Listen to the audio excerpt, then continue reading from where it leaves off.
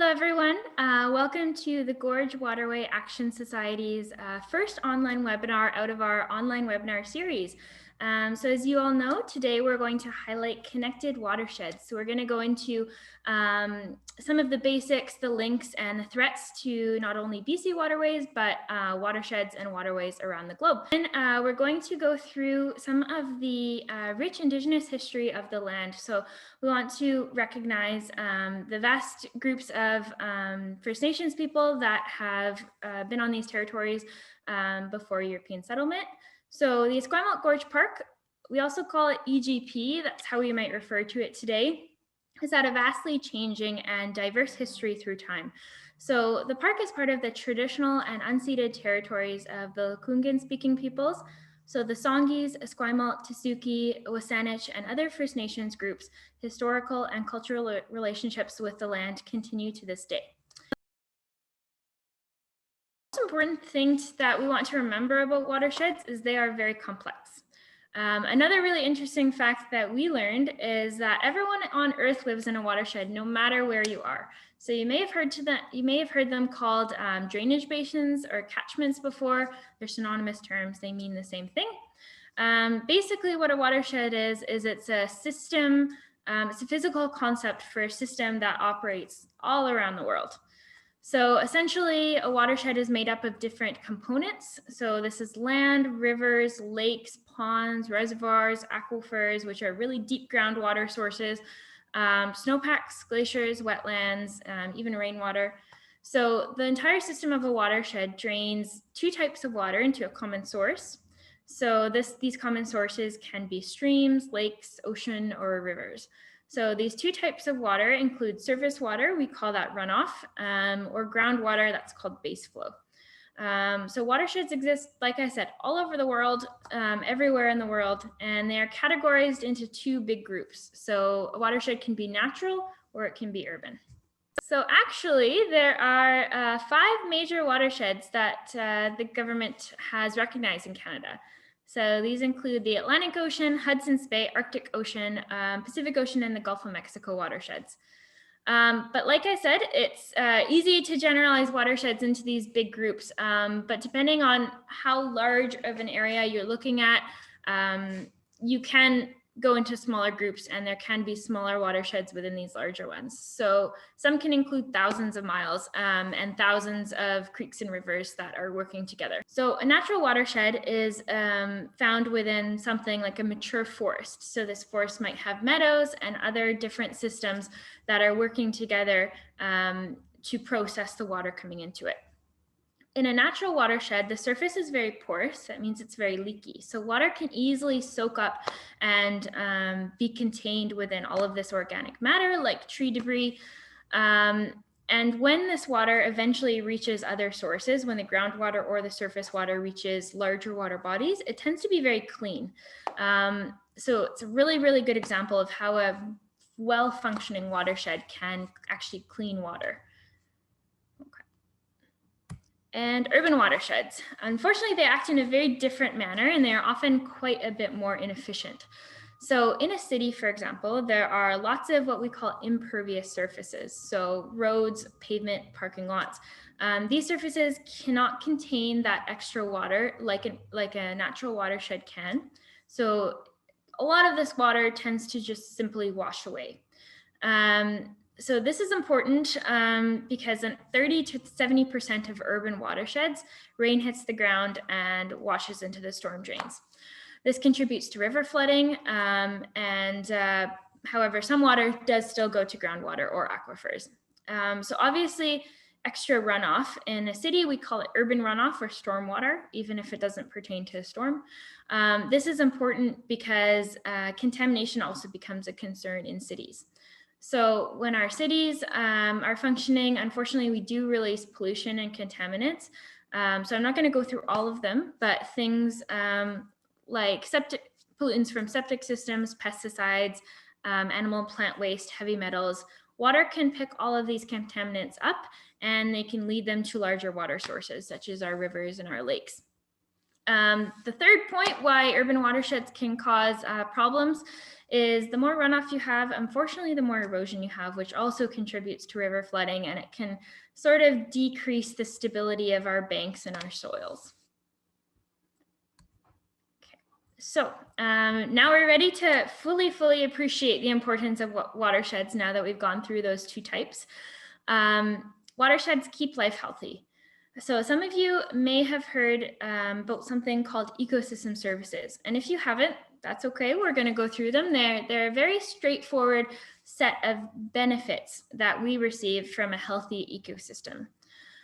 So these can include things like clean drinking water and improved water quality, a reduced risk of flooding, fuel for energy, such as hydroelectric facilities, habitat for fish and wildlife, which can relate to our recreation or subsistence, control of invasive species, which can be very costly, provide transportation, recreation, and enjoyment. So all around, a healthy watershed is good for everyone, including wildlife.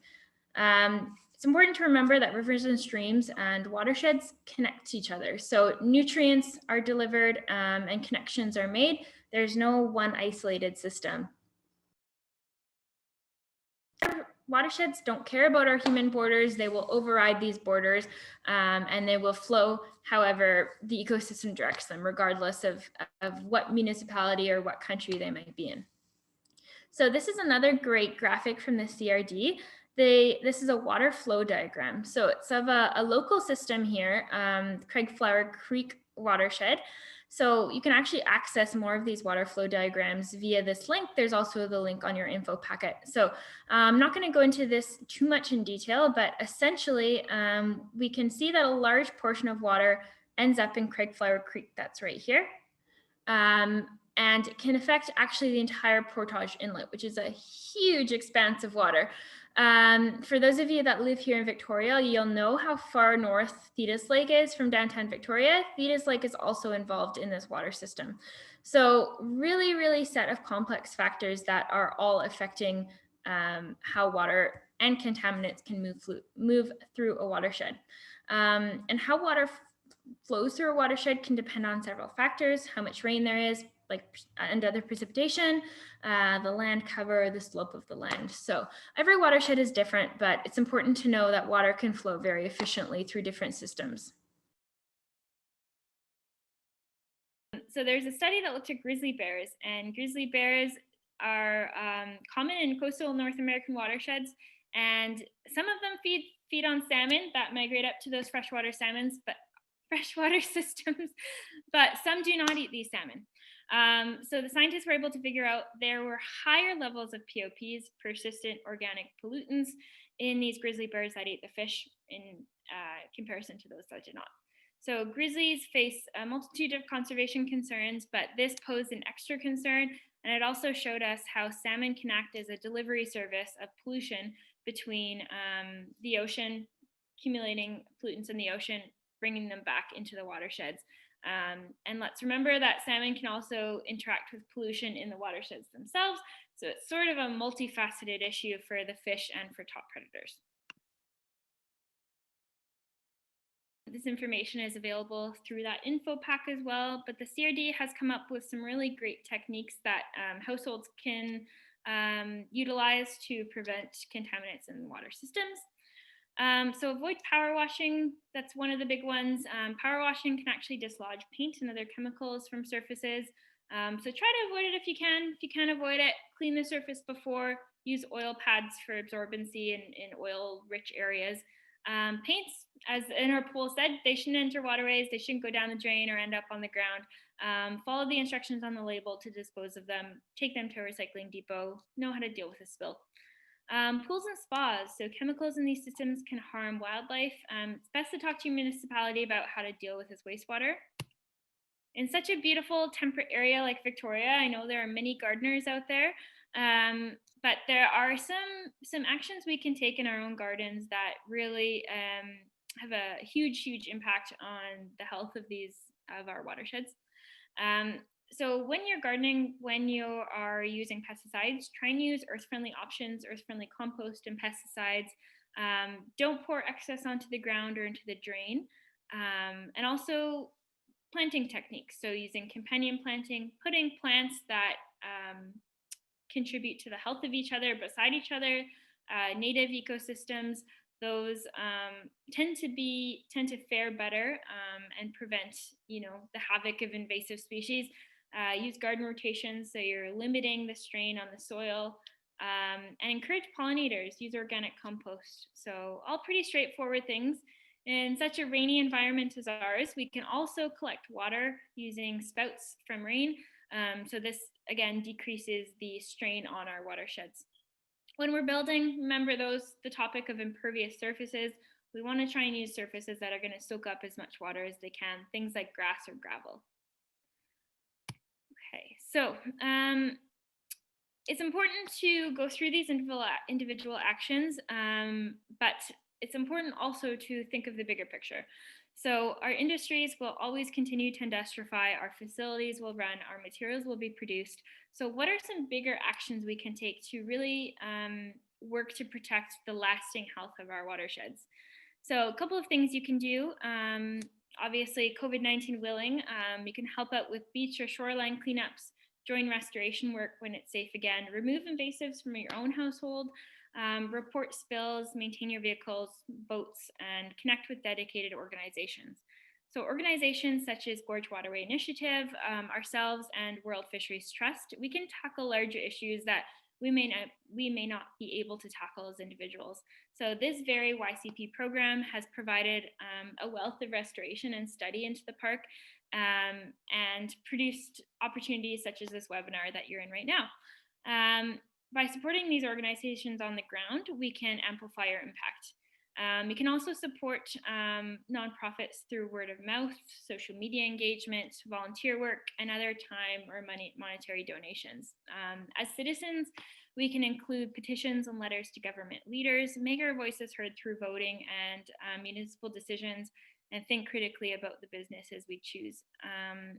So before you leave today, I don't expect you to remember everything that we said today, but some of the major takeaways we want you to carry with you. Watersheds are very important systems. They deliver runoff and groundwater to larger sources, such as our rivers, lakes, and oceans. In urban watersheds, water laden with pollutants can find its way into our waterways and our wildlife and even ourselves. We all live in a watershed. Watersheds are all connected, and they can be organized very specifically or very generally. What happens on land affects our watersheds and eventually our ecosystems.